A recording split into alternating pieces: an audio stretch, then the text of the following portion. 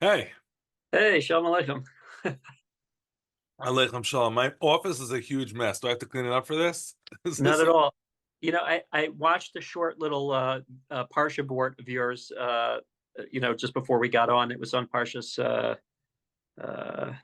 was a board about Oda Palm. Uh, was that and, a and YU thing? Was that a YU thing? I think so, yeah. And I was very impressed with the background, all the Sfarim and the, the cleanliness I and the was in neat. Rabbi Penner's office. It was Uh, somebody else's office. Yeah. No, this is the real me. This is the real me. Okay. All right. So, as you know, I grew up in a very, very small shul. It was sort of the side of Muncie, which was not at that point the cool side of Muncie. It wasn't up the hill, it was down the hill, being overtaken very rapidly by a very Hasidically Shtiblach and all sorts of Rebbes were setting up shop over there. So there were about, I don't know, a couple of minyanims worth of more modern types left, and so Bnei Yeshurun is kind of where they davened. The youth department was made up of, I think, myself and maybe you, but I guess you may have. I don't. It was me and a couple other kids. I never saw a shul, which I'm in right now. When I was a kid, I was never part of such a shul. The closest one was over a mile away, like community synagogue. So I just know the rabbi used to daven for the Yamud every Shabbos Mavarchim, and he was a great chazan. I could do his nusach, like I could do an imitation of him, really, really well. There's one speech that I remember he always used to give on Parsha Shmini about the Hasidah bird. I've actually quoted it in my own speech, referring to that event and how much I guess when you repeat it so many times, you tend to remember it. And yeah, it was completely unrelatable to anything that I do now, which is fascinating. But I'm kind of in the shul business accidentally. This wasn't something that I set out to do. I was in a kollel, got involved in a community, and once I was in the community, one of the local rabbis in the community, we got involved together. He brought me into the shul, and then I kind of never left. And I've been doing this balance of education and rabbinics for about 20 years now, maybe a little bit more at this point. Yeah. And your father, I'm trying to remember. You probably don't have a picture of him around, do you, offhand? Uh, Anywhere in your Not in my office. Maybe I should. I feel badly now. Yeah. Yeah. So my dad was a butcher. He was just a simple guy. Ended up with having two sons who are rabbis. My brother's a Rebbe, and Hank has been there for many, many years. He's a lot older than I am. Not gonna tell you how much, just in case he watches this. But yeah, we would come to shul, and my dad had a lot of opinions about what the rabbi was doing, and that kind of taught me what it was like to be a balabas and how he was and how his speech was. And I actually I should say I had an incredible opportunity when I would come back from Israel on vacations, after I was there for the year, and I wasn't the first one. There was somebody else who's a rabbi in Muncie, Stephen Gottlieb. So I Sure. remember, yeah, so Brad, Brad John. I don't know if he goes by that name anymore, but Stephen Gottlieb would come back, a brilliant guy. He would come back and give these shiurim between Mincha and Maariv. Um, because I guess now, as I've learned, the rabbi doesn't want to. So if you can offload that work, that's great. So I took a couple of those, and I would get my Higyoni Halacha and underlines, and I don't know, I'd put together something between Mincha and Maariv, and those opportunities were invaluable. And I remember my dad would always say, and I don't know why he said this, but he would always say that, Bnei Yeshurun's really small, the shul's tiny, there's nobody here, but if you could dive in and you could speak here, you could do it other places as well. So it's almost as if he intuited that I wouldn't be the doctor I thought I was supposed to be, and I would end up doing this. And he was right, because the confidence and the experience and it impacted me tremendously. Yeah. I seem to recall him kind of encouraging me to contribute in different ways to the shul. I feel like that's something that Very a likely. child. Very Yeah. likely. He wasn't one who would do that. Like, he didn't do that. He wasn't comfortable dominating for the Yom, he never went to yeshiva. But at the same time, he had this like gut that you got to do more, and the more you do, the better it'll be for you. And I listened in spite of myself, because I didn't listen to a lot, but I listened to that. And I daven Rosh Hashanah Yom Kippur now in my shul. I mean, I do all of these things that I never imagined that I would do.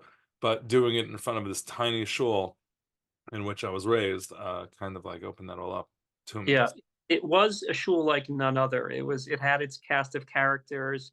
You probably remember, like, there was a walkout every Shabbos. There was a walkout, and then a walkout for the walkout. When you make the bracha for the Medina. So Well, I don't even Dr. remember that. I don't think I was sophisticated enough to know that was going on. I remember the Kiddush Club that was in the back of the women's section. So like Yeah, turn around, it was a small building. It was like a converted house, and you could see through the curtain, like all the guys had just gone back to the table over there where everybody was going to be in a couple minutes. It was like Cheers, but way less funny. It just right, wasn't as funny. There was right. no real amazing But it was one of the original shuls in Muncie. I think it was, they used to call it the Pagan shul after Ephraim Pagan, Oliver Shalom, and he and Dr. Gribbets and all those guys. And I've since met someone who's related. Oh, it's his niece, Maurice Gellis, who I didn't understand this at the time, but he was a world renowned Balkare. Yeah, Uh, yeah. And I remember not having a lot of patience for his Kriya when I was a kid. Uh, yeah, he has a book, him and Gribbets, they wrote a book together on right. Kriya. I actually have there's a Gribbets granddaughter who's down into my shul now, who lives in my community, down into my shul. It's like a whole full circle thing. Not Yeah, a lot of people, not a lot of people went to Bnei Yesharim. So, yeah. I mean, literally, very, very few people down there. So to have all of these years later a connection, a rekindling, just to see you here is Yeah, fantastic. yeah. So tell me how did your journey begin? From the shul to all the way to where you are now. Yeah, so it kind of was a little bit accidental. I went to yeshiva for a few years in Israel, came back, went to yeshiva in Silver Spring, married a girl from Kew Gardens who her father has a yeshiva there. I was learning there, and then got somebody knocked on the door looking for a few guys to come learn in a kollel in Great Neck, New York. At that point, I don't think I could identify where Great Neck, New York was on a map, but they were offering like the ungodly, incredible sum of $15,000 a year to learn in Kollel. So that was mamish the most amazing opportunity ever.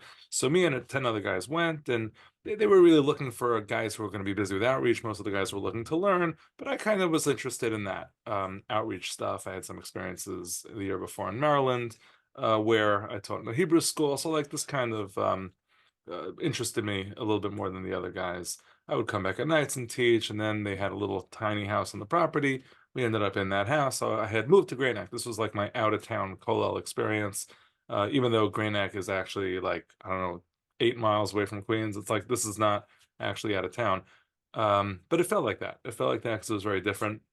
I would kind of try to get everybody from different shuls into the kollel to come learn. So on Shabbos, it was a Sparta kollel, so I would not want to daven there because it took about 4 hours. So I would go anywhere else, even if it was a crazy long walk, because I was still saving time. And I would go to the other shuls and kind of try to recruit people and develop relationships with all the other rabbis. I would pitch in to teach for them and do different things for them, trying to eventually ingratiate myself in the community and get people to come in and learn. It worked, and people were coming. And at one point, the shul that I'm in now, there was a senior rabbi who had reached an age where, he wasn't going anywhere, but I guess, very rarely does this ever happen. And to his credit, I've said this publicly many times, to his credit, he brought in somebody who had become his assistant rabbi.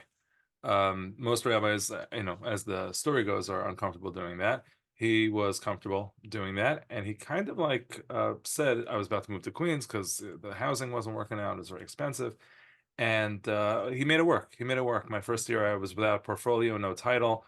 I was just given shiurim, kind of making friends. And then it turned into something more. They offered me assistant rabbi. I eventually became associate rabbi, and then eventually became rabbi while he was still here, and he was senior rabbi. It kind of one thing led to another. Because I didn't really have that drive to become a rabbi from day one like that. It's not what I wanted to do when I grew up. Uh, I really enjoyed teaching much more. I was always afraid that becoming a full-time rabbi would mean leaving the classroom. And so I kind of pushed that off as long as possible. Throughout all of this time, I had been different schools, teaching high schools, and even now, I've been able to somehow retain a teaching position because I was wrong. I kind of still am able to do a little bit of both. So, and that's kind of how I got here. It's been a lot of And they, years. yeah. So what's the demographic of the shul? Demographic, it's really all ages. It's about 350 families at this point. We don't get a lot of newly marrieds because Grand Neck is just not one of those hot communities with like cheap housing and a lot of rental opportunities. So we have, smaller in the 20s, more in the 30s, 40s, 50s, 60s, right? We really have the whole range. The shul's in its 50th year now, just completed its 50th year. And it's a nice place. It's actually still a 1 million shul. It hasn't succumbed to a lot of what's been going on in a lot of shuls and the young couples minute. That could be because of the dearth of 20 somethings. They don't have that young couple kind of vibe that, young professionals, they need their own thing. So it's really a one minyan shul. There's a hashkama minyan, there's a team minyan, but that's not really drawing people away from the main. So it's a nice place. People have a culture of rolling up their sleeves and getting involved. And even though it's a large shul, we have individuals who really get step up and do events and make all sorts of fun opportunities for people. And I like to think it's friendly, but that's the shul. Yeah. So I saw that excuse me, I saw that the rabbi was he started the shul like 45 years ago or 50 years ago, I guess at this point, right? Almost. He had come in almost after, right after it started. He had come in single. He was here for 45 years. Rabbi Yaakov Lerner. They made Aliyah a few years back, and it was his place. I mean, he's the one. I owe him my position. I owe him my rabbinic career, frankly. The yeshivas that I went to probably would not have aligned with the Young Israel Greyneck on a simple resume search. But because everybody knew everybody and they knew what they were getting into, it wasn't complicated. It really wasn't complicated. I myself, I'm a Muslimach of Shar HaTorah, not of YU, but now I'm a Rebbe in YU. It's like a little bit complicated how that all happened. But I don't know if I would have been a natural choice, but he, I guess, maybe saw through that or maybe saw me as deeply unintimidating. I'm not sure. I'm not sure what it was, but whatever it was, he founded it a year after. It was very small when he came, but it really was shaped in his image. Yeah. So how does someone who's kind of lived in his shadow throughout your assistant associate career now transition into establishing yourself as the new era of the shul? So it's a great question. I think what had happened was when I was here, there was a generational need for there being sort of a rabbi to minister to the younger people. I think that had already been happening even when I was new. I had the opportunity to punt on all the big ticket items. There is something very glorious about being an assistant rabbi that ultimately you don't need to make the call. And I enjoyed that when that was relevant. But I had been sort of making relationships and dealing with the life cycle stuff of the younger families for a long time already. He gave me carte blanche. There was nothing. He was not meddling, and whatever programs I wanted to do, whatever shiurim I wanted to begin, whatever initiatives I have, he was very hands off. He let me really carve out my space. He was, I guess, very wise in that way. I never at any point felt a pressure to I'm being stifled or I need to go elsewhere. It was great. It was wonderful. So I don't think there was also like a long transition. So at one point he made Aliyah for a year. What was it, like 8 years ago or something like that? He made Aliyah, not Aliyah. He took a sabbatical for a year. At that point, they declared me rabbi. So I had a year, and then he came back, which was I thought would be terrible, but like no, it was fantastic. It was like the easiest years of my life when he came back, and I was dominating the main minion, and kind of it just it worked. It worked. It worked. The shul was Right. nice and understanding, and they're great. Yeah, that's amazing. So you didn't have an aspiration necessarily to be a congregational leader, a pulpit rabbi, and now you found yourself in that position. How did you learn how to start speaking from the pulpit? Drushes, things like that. Did you just imitate? Did you Great where did Great question. I never took a public speak. I get asked this a lot. I never took a public speaking class. The closest thing I did was, and I'm forgetting his name. There was like a tape, and when I say tape, remember back in the days when there were tapes, Like the pencil was able to move them around. There's a tape by maybe Avi Schulman, who was like this old Aguda guy. I just remember the name. I don't remember what his position was, but it was 50 tips for a yeshiva guy who's going to give a speech. That was like the extent of my public speaking training. There were three tips on that tape that I will never forget. The other 47, most of them were very insulting, like, put tuck your shirt in type of thing. But there were some really, really great tips there. Some of them to this day that I still remember. I could tell you what they were. And after that, I guess imitation, but my style and the rabbi before me, his style, were very different, very different. So while I was sort of trying to imitate him a little bit when I was there in regard to length, in regard to the substantive nature of his drashos, since I've taken over, I've changed that a lot. I've changed a lot of how I do it. I actually do something now which I think is very unique. I would recommend it to other rabbis if they could pull it off. Um, but yeah. So I kind of figured this out on my own, and some of the shtick that I do now is a little bit. I guess I'm not going to blame anybody else for it because I don't know if that would be appropriate. Okay, so I want to hear the tips, and then I want to hear your unique take. Okay, so the tips were there were three things that I'll never forget. Number one, not so complicated, but visualization. So he mentioned if you're going to speak someplace new, stand there, go look at it, right? Go look at it and see what it looks like, feel it. Sort of, there's a comfort which you have to come to when you're speaking. You want that to happen sooner than later. So he said just try to visualize that, and that's something that I still do. If it's going to be like a new pulpit or a new setting, I kind of try to visualize it. Okay, not the greatest tip. Next tip was if you're going to quote something, if you're going to quote anything, whatever you're going to quote, make sure you get it right. Because if you get it wrong or you're not sure, what your crowd is going to be thinking about the entire time after you said the thing is, did he get that right? Isn't the pasuk this or isn't the pasuk that? That's not the quote. That's not how you pronounce that, right? If you're going to be like borrowing from some sort of text or a pasuk or a verse or a quote, make sure you get it right. Otherwise, you've on your own distracted everybody from what you're saying. The third point that he made, and this to me is the most critical and always the most difficult, is whatever you said when whoever was in the audience goes home and their spouse, their child says, "What did the rabbi speak about?" If they can't distill what you spoke about in like one line, two lines, something like that, then you've failed your mission. Now, I don't know if I fully agree with that. Sometimes it's not just about the retention of content.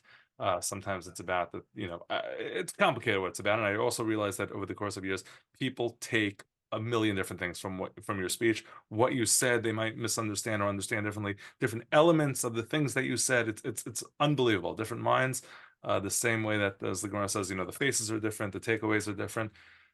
But those three tips I'll never forget from that tape, and those three tips have stuck with me throughout my public speaking career. The shtick that I do now, which is something which if you could pull it off, I recommend, but it has downsides. I had for many many years watched TED Talks, and one of the things about TED Talks, they're super prepared, right? They're like literally word for word prepared. People review and go over them like a million times. But one of the other things about TED Talks is there's no lectern. You're just standing there. You're open, you're exposed, you're communicating with the people, and there's no lectern. I always fantasize because in my shul, and this is not possible for a lot of other shuls, I always noticed myself. There's a lectern. I would like walk around. I like walk around to the sides. And our lectern, our the bima, the stender, as you call it, is actually a little bit uncomfortable because it's built for my predecessor who is taller than I am. It was literally so it's big, and I can speak over it. I just don't like it. I don't like it.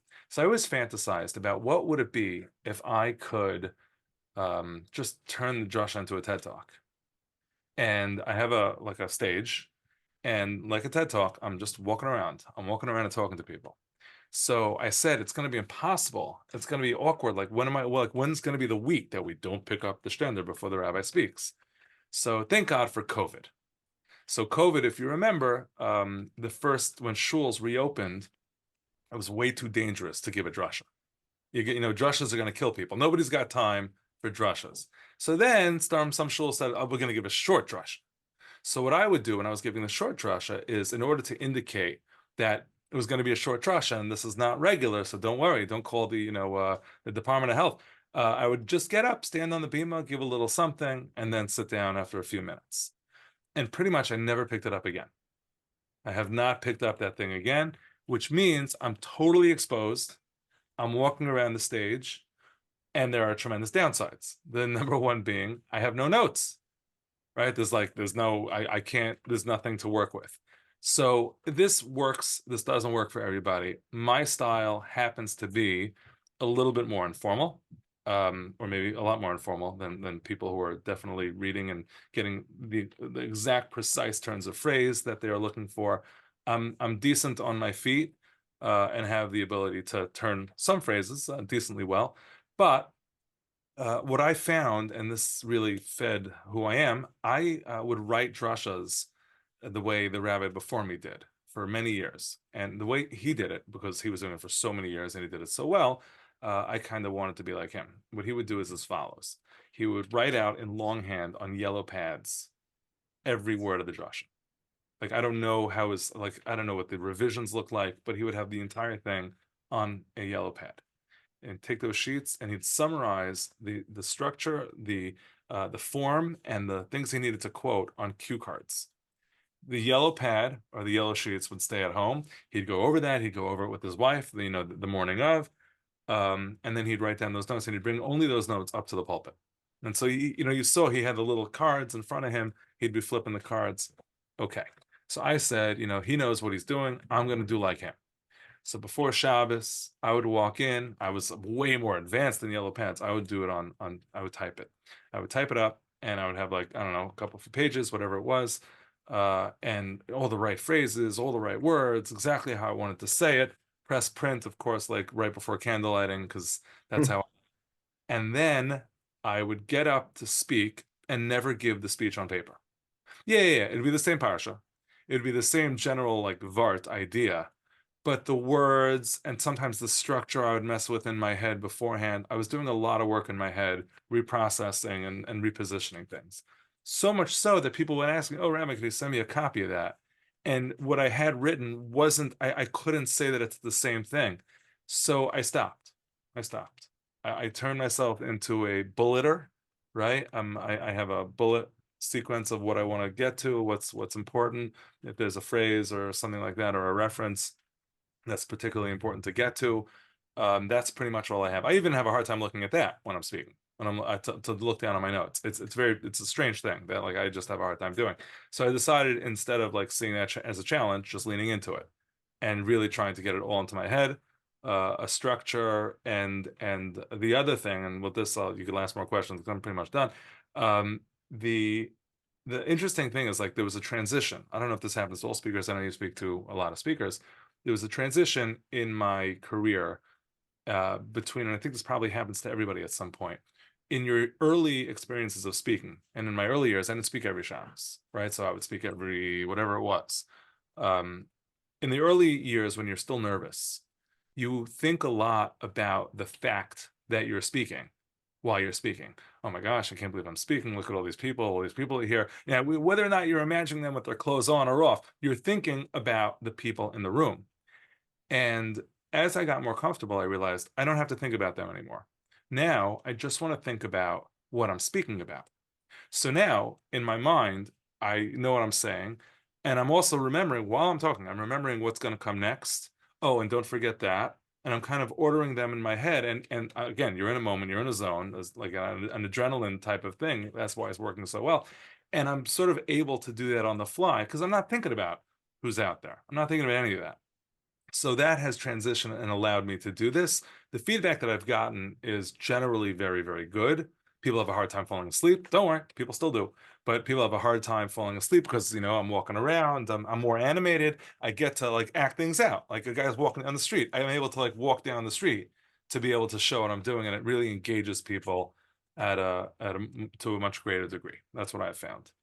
Amazing. Yeah. It sounds like you resisted somehow being anchored to the lectern, to your notes, to anything that would keep you from being able to express yourself in a free type of way. It's yeah, I don't know what it's about. I don't know why that is. I'm not sure. But I have an impossible time like reading a speech. I mean, I've done it. I've done it, but I don't it just doesn't speak to me, and I don't feel like it really is connective. And to me, the most powerful part of the speech is connecting with the people who are there. It's not the content. It's not necessarily what they're going to remember. Although, listen, you try. You try. There are ways that I try to get the content across in a way that'll be memorable, in a way that it will be curricularized, which is an idea that I feel like I don't hear enough from other rabbis. I've tried to bring this up, and I don't really have any expertise, but I always wonder, like, what every week we're trying to figure out how to do something different. And maybe we should actually be thinking more thoughtfully about a curriculum of a year. Like, what am I trying to get through? So I've tried to do some things in that regard as well. But yeah, I don't know why I refuse to be anchored, but I refuse to be anchored. It's probably something for my therapist. Maybe that should be my next. So comedians have what's called like a set list, right? So they'll have on a piece of paper, joke about the lipstick, joke about this, joke about the shoes, joke about the ice cream, whatever, and they're just like you said, bullet points, and then in their mind they kind of understand the transitions, how to get from here to here to here to here. So is that kind of what you're doing when you? Yeah. Yeah, with the jokes too. The hardest thing, by the way, for me is the actual telling of classic jokes, the canned jokes, because that you have to get precise, right? Of all things which you can sort of, I could get 80, 90% of that's perfect. The canned jokes need to be precise, the delivery needs to be precise, otherwise they don't work. So a lot of these things I'm reviewing in my head, I don't speak them out loud. My wife has no idea what I'm going to say on a Shabbos morning, no idea.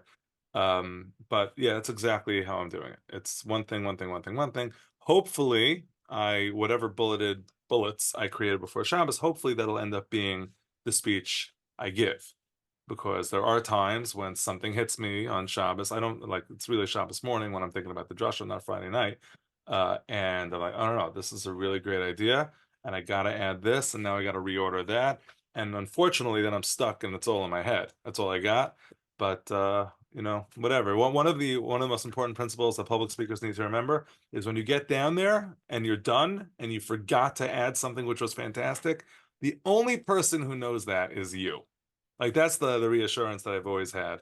That just the other week, something that was gold, and I got down. Oh, I can't believe, if you forgot to answer the question that you asked in the beginning of the Joshua, that's a little bit foolish. But the thing that you wanted to add, you know what? There'll be a next time. You'll talk about this again. You'll use it next time. Just make sure you write it down. Yeah. When are you assembling all of this? Oh gosh. Okay, it's right now 12 o'clock p.m. on Erev Shabbos Parshas Kisisa. I have not started with my drasha yet. I don't have a bar mitzvah, meaning if you have like a simcha or something which makes it very obvious what you're going to speak about that week, that makes it easier. Then you have like, you shoot the arrow, then you kind of fill in and around it, as the old parable goes. But on a week like this, I could tell you I have right now no idea what I'm going to speak about. I'm one of those people, and I think there are a lot who are like that, who will work. If you give me 10 hours to prepare a drasha, I will fill it. If you give me 20 hours, I will fill it. If you give me 10 minutes or 20 minutes, I won't necessarily come out with a better product. I'll meander around. So I need that pressure a little bit. Of getting it together and needing to be forced to right now. I got to think about this. I'm gonna have to print out things before Shabbos. Otherwise, you can't all be in your head. And that's what sort of gets my juices flowing and allows me to finalize. My problem is there are a million directions to go, million options, and until I have to really come to the end of the day and fulfill whatever it is that needs to get done, I have a hard time doing it. I have a hard time finishing it. So it'll expand to any space. So therefore, I limit it. So right now on my calendar, whatever it is today, when we get off of this call, I'm going to sit for a half an hour because I want to go home and I want to do something else. So that's going to be the pressure point that I really have to start spending time. I'll be thinking about it all day, but the real active participation, is just going to be like, I don't know. And are you calibrating like right up until the closing strains of Chadesh Shemenu Keketem? Are you? Yeah, so we do it. I have more calibration because we do have the Joshua after Musaf. Oh, It is in my head. It is in my head. Now it makes davening a little harder. I know there are people who like more. They're more religious than me. They like putting it on a piece of paper and relying on a piece of paper more so they could daven better. I'm super impressed with that, but I can't speak like that. I just can't do that. So it is in my head. Chazaras Hashatz, I definitely am thinking. I'm thinking during davening. There's also other stuff going on, like people who come in. That guy needs an aliyah. That guy, this is a disaster. That guy just got punched in the face. I mean, again, that doesn't really happen in shul, but there's always stuff that the rabbi has in his mind, so you can't rely on that. Sometimes I daven for the Yamid. This coming Shabbos, goodness gracious, I'm davening for the Yamid. Musaf, I have Yurtzeit this coming week for my dad, actually, and I'm not going to be able to think about my drush at all during Musaf. So not Musaf, not Chazar Zashatz, nothing. So I'm going to need to be better prepared for it. But yeah, I'm processing when I'm up there. When I'm up there, I'm still playing with it. I'm still figuring out, you know what? That's a great way to land. And in the end, up until the end, like I don't know why it is that I do it that way, but it seems to work for most people. I Yeah. would definitely say I would be considered to be objectively fluffier, even though I don't love that word, than my predecessor. My predecessor had a very more serious drasha style, Torah, Torah, Torah, Torah, like long, long, long, and then would get to like the relevance at the end. And after watching that for many years, I just chose. He believed. I spoke to him once about it. Why that's what a drasha should be. He said, "Listen, this is the crowd's for much of the crowd. This is their only Torah for the week. There's got to be a lot of it. Got to be a lot of Torah. You got to really teach them." So I agree with him on his on the first point that this for a lot of people is their only Torah. But I want to make it wonderful. Right? Like what I'm looking for is a very enjoyable Torah experience. I want this to light a fire to get more interest in Torah, more interest in learning. I want it to be enjoyable, relatable. I want it to be inspiring. That's kind of what I'm after. And to do that, instead of like the Torah and the relevant side, which usually turns people on, my drushas have more of this, up and down and up and down, less predictable. Less. Hmm. Do you? I'm guessing that you find it kind of like exhilarating and a roller coaster ride because you don't actually know what you're going to say until it comes out of your mouth for the first time. Yeah, I don't know the fullness of what I'm gonna say. I know where I'm gonna go. I know what I'm gonna talk about. I know some lines. I don't want it to sound like this guy's just getting up there and doing stuff. But yeah, I do things um, I don't know what the word is. But it is exhilarating. It is exhilarating. It's enjoyable. I love being up there. The performance nature of it is great, especially without that stender. Like I'm really performing. I'm mindful of like, so where are my hands right now?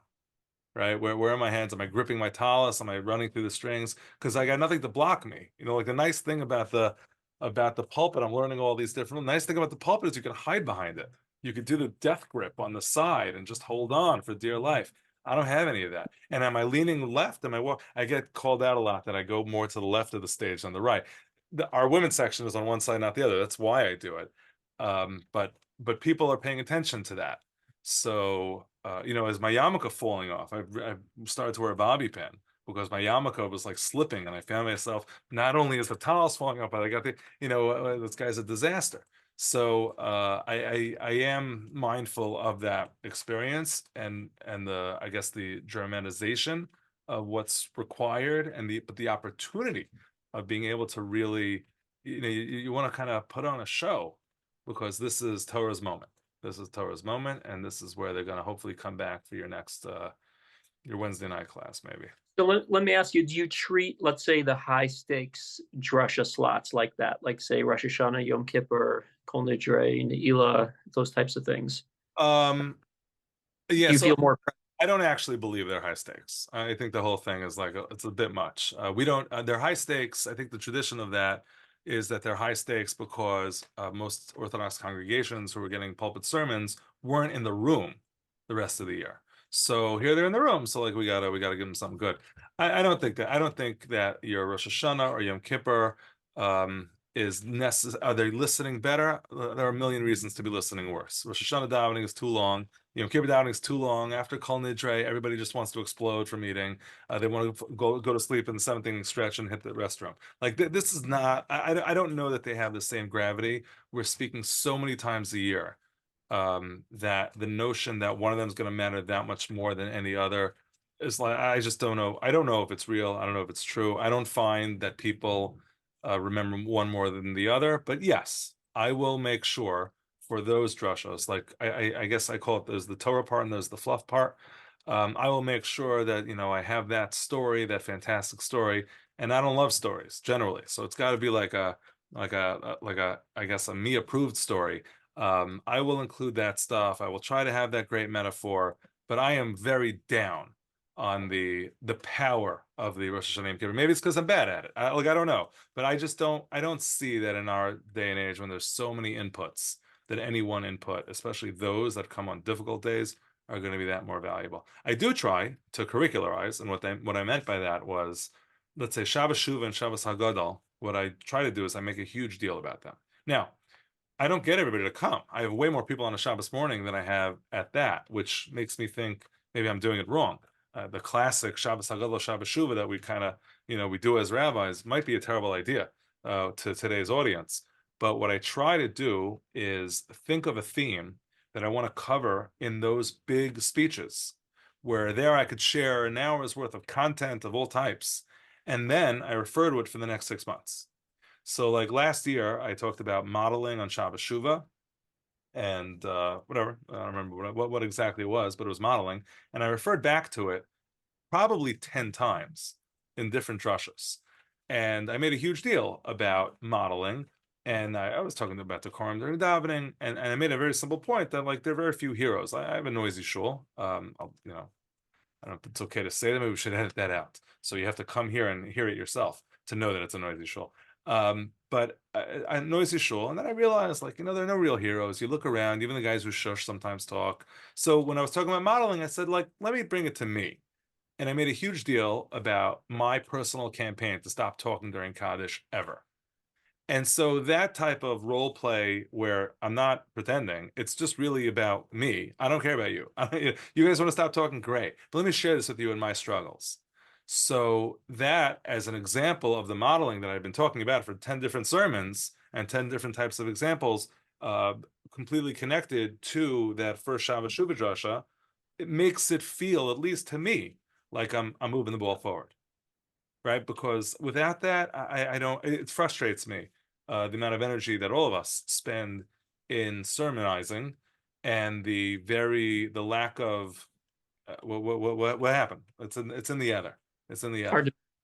Yeah, yeah. We're thrilled if they are talking about it still at the Kiddush. We're thrilled if they're talking about it at lunch, and then gone gone.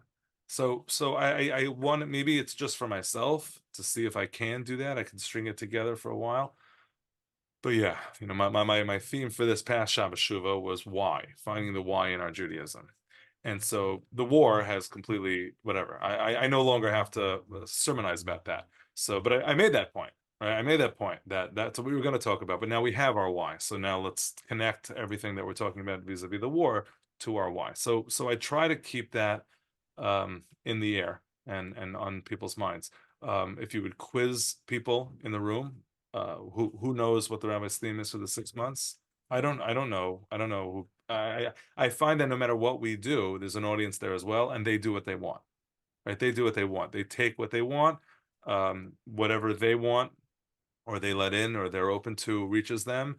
They hear a certain message, which might be the message that they think the guy next to them needs to hear. They don't hear the one that they need to hear. It's just fascinating. I wish a behavioral psychologist would attack these problems and try to understand how and what people listen to Musar and how they take it or they don't. But I realize that I don't know. I try to be a little bit more humble about it because, like, I don't know if any of this is doing anything. Yeah, I look at the. Remember, there was some meme like a while back. It was a word that 50% of the population heard one way, and 50% of the population. It was you'd hear the word, you say, how could you hear it any differently? And Yeah, and so sometimes I'd give a drasha, and someone would come up with some inane message that they took out of it. I'm like, I didn't say that. I don't know where you got that from. yeah, Those weren't my words. yeah. Well, I have like a dozen stories, but with the same exact thing. People like harping on the wrong, but that leads back to that tape I once heard. Like if you're gonna put it out there, you might completely distract your audience with that thing. So just think about what I told a story once about a guy missing a flight because of luggage. And then I could tell I had a guy like right in front of me who should have been smarter than this, who was like, could such a thing happen? I never miss flights with the luggage. It doesn't happen. You can just take the next flight, put the luggage up. I'm like, dude, not the point. Not the point. Let's move on. I'm already on the next part of the speech. And that's what happens. So, you can't always help it. You can't always help it. But Yeah. preparation is key. So you mentioned a little bit earlier that your wife doesn't know what you're going to speak about. Do you ever speak about your family? Do you talk about them at all in your drushes? Not a good, cute quip story. Definitely nothing of real vulnerability. I self-share a lot. I have a lot of different interests and hobbies, and I'll talk about those and um, things that I do. But I try not to talk about kids. I definitely wouldn't do so without their approval. When they were very young, maybe I'd tell like a cutesy story. But now it's not, no, it's just not something I do often. But the best stories, and of this I'm a Rabbi Wine Talmud. I went to his high school in Muncie. I never listened to him when I was in high school, but since having listened to him and reading his books, I feel myself more like in his model a little bit. Are the stories that happen at the checkout line, right, in the grocery store. Those are the absolute best stories. Most other stories, I don't know, they're probably not even true. The one that happened to me at the supermarket that I could take meaning out of is like super powerful. So there's a story, I mean, literally at the supermarket checkout line. The guy in front of me who in the store in my town, you buy 2 rolls of sushi because it's a Jewish supermarket, they sell sushi. So there are 2 rolls of sushi, you get a third one free, right? Nice deal. The overpriced sushi, you get the third one free. Good. So there's a guy in front of me in line, he's got 2 rolls of sushi. And the cashier behind the thing says, if you get another one, it's free. To which he responds, but I only want 2. So you're laughing. So everybody hears that story and they're like, what are you talking about? So my friend, is he Jewish? Like if that's number one. And Ezehu Kibar Hakovish sushi. Like that person. So that turned into that's Yeah. the Yeah. greatest example of just something that happens and you could take it's relatable. It's not like there was once a king in the forest and the subject came to the king. So there's a huge range, the guy in front of you in line and the king in the forest. I try to keep it way closer to the guy in front of me in line than the king in the forest, right? So that's kind of my methodology. Canned jokes, like not so much. I don't know. There aren't that many clean canned jokes. There just aren't enough. But you could write your own jokes. Like you could kind of make jokes out of things. I do that very often for intros. They're not canned jokes like, oh, I got 2 guys walk. It's just, I'll be describing something and I'll make a joke. Um, and that'll have to practice too, because that's the timing and that's the comedy stuff you were talking about before. Yeah. Do you find yourself kind of curating during the week for these moments? I do find myself doing that. I have multiple organization methods that are set up, Evernote, Google Keep to try to remember stuff. One thing that I keep forgetting, but I do know is that if I know it and it's interesting, I will forget it, right? I'm like, oh, that's so good, I'll never forget it. I literally probably will not remember it 10 minutes later. So I'm almost trained to write it down. I have a code word that I put that makes it searchable. So I will have right now the word fluff attached to 30 or 40 things in Google Keep, where I will be able to right now search fluff and I will see a bunch of things. Whether or not they'll be helpful with what I'm talking about now, maybe not. They're not classic stories. Like I get stuff from just interesting things that could be adapted. That to me is like my sweet spot. I know other rabbis don't. I used to share fluff with a decently well-known rabbi, and his style was just more like sweet and saccharine and mushy type of stories that trigger emotional stuff. That's just not my. I don't tell that well. Maybe I'll leave that for Rosh Hashanah Yom Kippur, like a little bit more of an emotional setting. But it's the type of thing that's out of left field, right? It's out of left field stuff to me is much more interesting. Hey, how'd the rabbi do that? Like, what? Oh, I did. How did that type of surprise keeps them engaged and keeps them thinking like, where is he going with this? Why is he talking about Brock Purdy in the context of Parashas? Like, why is that coming up now? Right.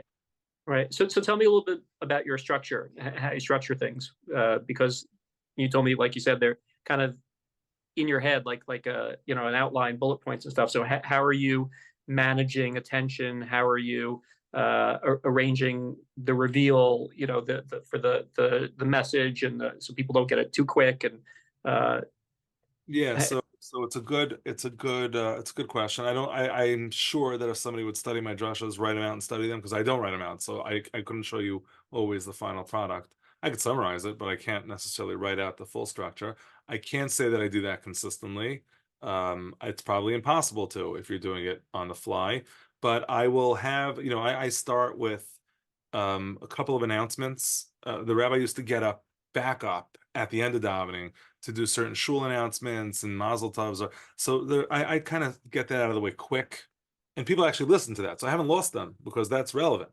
And I'll try to be funny about whatever's coming up that week and say something interesting, and then I'll lean into the drasha. Now, the drasha, I don't do a classic hook like a joke, but I'll say something like weird or different. I don't know. I do some play on building companies is really easy, but staffing them is impossible, right? And that was sort of my take on, you could build a Mishkan, but now you got to find the Kohanim to serve in it, and that's kind of what happens in Parshas Tetzaveh. Okay, so that was sort of the setting and describing that. So I'll just say something which hopefully will keep their attention. That's as hooky as it gets. But then I'll kind of ask the question, and maybe before I get to the answer, I'll come at the metaphor that you're trying to figure out, why is he bringing that up, and then you realize, oh no, the metaphor really is the secret to the answer that you're going to get to, and then you get to the answer, then reinforce it once or twice and tell a couple stories about it, and then you kind of like try to land the plane, right? That's pretty much the style I'm after. Does it always work like that? No. Sometimes I'm shifting on the fly. Sometimes I make a mistake. Sometimes I forget what's supposed to come next, and I'll do it out of the way or out of order. But nobody knows I made that mistake. Maybe they think it's less structured than the one the week before, and it was a total goof. But they don't. But they don't really know. So I'm okay if they don't really know. do you ever blank in the middle? Do you ever go blank when you're in? First time that I can remember completely forgetting, and here's the problem: when you don't have notes, the problem is remembering certain names, remembering being confident that if I need to read a long pasuk, I have it memorized. That is challenging. That is challenging. If so this past Shabbos, I wasn't sure if I was going to include this story. I ended up including the story. I thought the person was going to be in the room, and I forgot. I don't really know these people. They weren't members. So like if they're members, then oh my God, I'm a dead man. But these people were like guest visitors, and I used the last name and I forgot the last name. Somebody was close enough to remind me. So like that's awkward. I hate those moments. That should never really be happening. Especially because depending on what you forget, it could be insulting if it's a person. So I set myself up for a tremendous risk by getting up and by getting sometimes now I'm thinking about it, it gives me anxiety. What am I, nuts? To get up and do three Avelos announcements about people sitting Shiva, and to remember the names and to remember the name of the mom, and to do that before I even get to the drasha, and I'm standing there and I don't have notes. So it's a little bit high pressure to do that, but it's also changed what I'm able to quote.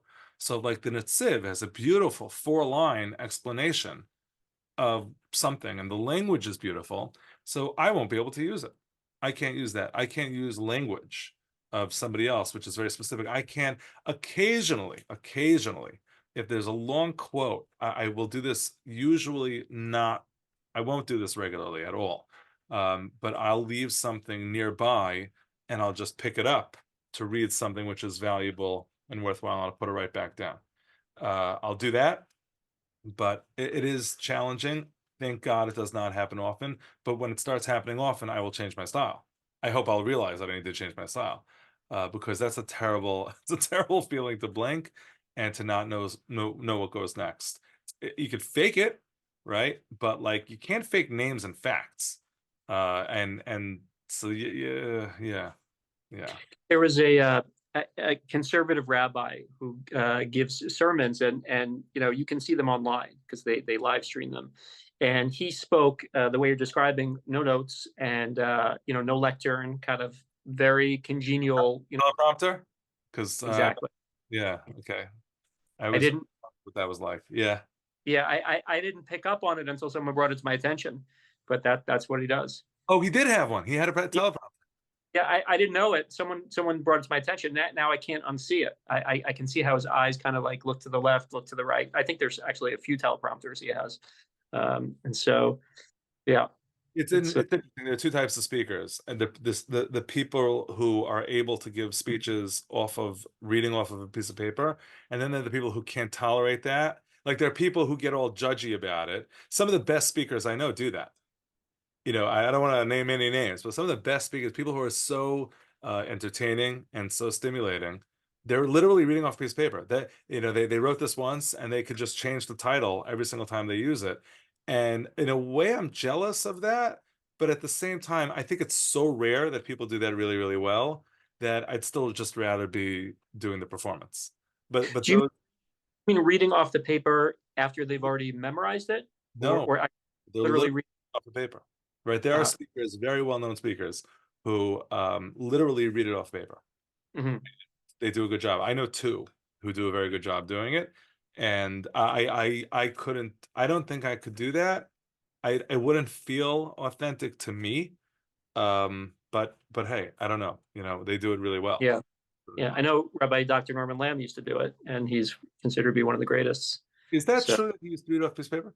yeah, Because I heard all sorts of different. I've never seen him speak, but I used to the writings that he did. Maybe he wrote even after Shabbos. I heard, I but think he calibrated afterwards. He because sometimes he'd do like what you're saying. He'd make edits on the fly, and then he but he had notes going in, and he used them. Um, the way that Rabbi Steinmetz, Chaim Steinmetz, described it to me, he said that I think it was Rabbi Joseph Lookstein, who was Rabbi Lamb's mentor. Uh, he would write everything out, and then he would Shabbos morning he would be pacing, and he would memorize setting the speech, and he would speak without the notes.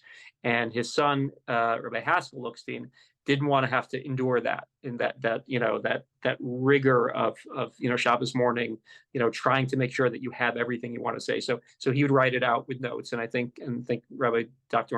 Norman Lamb also did it with notes. So that right. was There's notes, and then there's reading every word off the paper. yeah, yeah. There's really three styles. Yeah. Right. Uh, so tell me some of the feedback. You said that you feel like people are engaged, people are with you. Tell me some of the good feedback and maybe the not so good feedback that you've Start with gotten. the not so good. Oh, I got called. Somebody just actually. I have this wish list going on, which is 50th birthday, so people can make any wish they want from the shul. So I offered it anonymous, and I said publicly. I said, if it's something about me, please share that directly to my wife so she can add it to her list.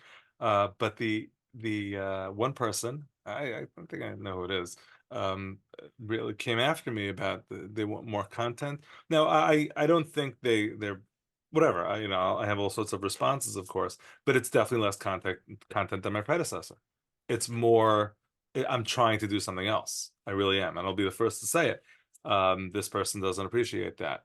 But the consensus of most people, and again, it's not consensus if it's only most people, but most people seem to enjoy it. I got a lot of feedback, a lot of very specific feedback. People refer to a speech later in the week. I'll get an email with a question, which to me is like, oh my gosh, that's the greatest success. I'll have people telling me at some later point that speech about this. Remember when you said that? And my answer is absolutely not. I have no idea what you're talking about. It sounds great. I don't know whoever did that is great, but I don't. It wasn't me.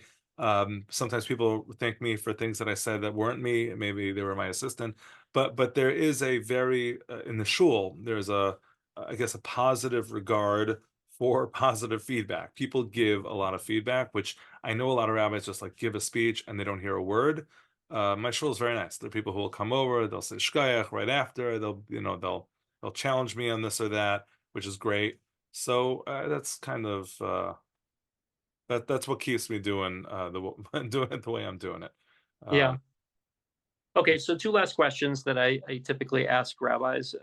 If you had two pieces of advice to impart to a young rabbi embarking on his speaking career, to set him up for success, what would those two pieces of advice be, besides tucking in your shirt? yeah, yeah. So number one is do what you need to do, because this was literally the lesson that I learned, and it took me a very long time to get there. Don't write the drushas the way that you think they're supposed to be written. One of the greatest one of the most impactful elements to my speaking style is that did not take the classic, oratory classes that a lot of other rabbis take. I hear the way they talk about certain things, and the expectations of a drasha I don't necessarily agree with. They would not fit with my style, the way I'm a little bit more schmoozy. Humor is a big part of how I talk, conversationally, and also from the pulpit as well. And you got to be you. You got to be you, because obviously you got to be authentic. And if you're stiff and informal and not representing the best version of yourself, it won't really go well. Also, don't be afraid. Don't be afraid to try totally new and different things. There's no right. No one's figured this out. No one's figured this out. I don't think, and if there is, I want to meet him and I want to study him. The rabbi who has the way to impart a 15-minute drasha, which will demonstrably and reliably move people. Like, who is that rabbi who does that every single week? We're all guessing. We're all, to some degree or another, throwing spaghetti at a wall and seeing if it sticks. And then we're doing podcasts about who maybe did it best so people didn't fall asleep. Now, again, if falling asleep is the greatest metric of our success, I don't know. It's true. Falling asleep is bad. But let's say they stayed awake. And now what? So now they think I'm a good speaker. Like, well, what exactly is the outcome, the upshot of these speeches?